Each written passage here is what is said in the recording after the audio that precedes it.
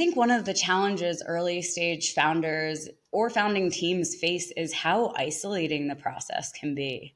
You even if you have other people on your founding team, you're still kind of the only ones out there. You're spending all your time together. You don't necessarily want to be even spending more time, but no one else kind of gets what you're going through.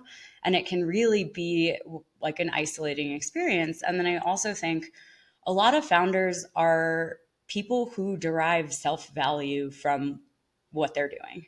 I know my entire identity was wrapped up in my career, and all of a sudden, I wasn't getting the positive feedback loop that I'm used to.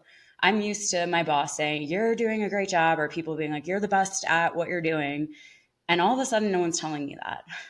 And that really impacted me in a way I don't think I realized until I left and had some time away to realize that, look, what you did was incredible.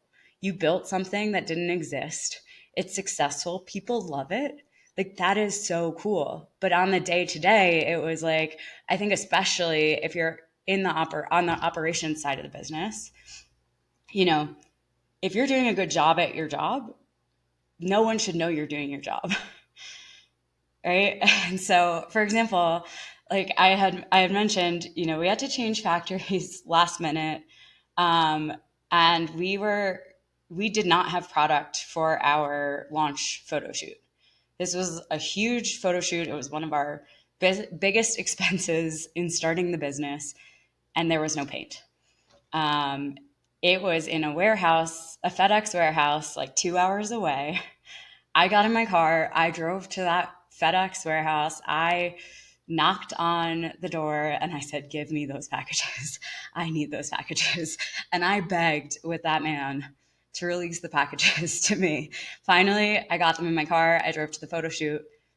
No one knows that that happened because the problem was fixed before it gets there, right? And that's the key to being a good operator is no one should know that there were problems. But that also means the only feedback you get is when something is going wrong.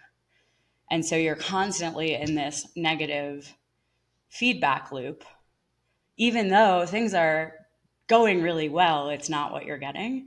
So I think one of the things I learned is it's really important, especially in those early days, to recognize the wins and to take a step back and say, like, this was good. We did this and this was good.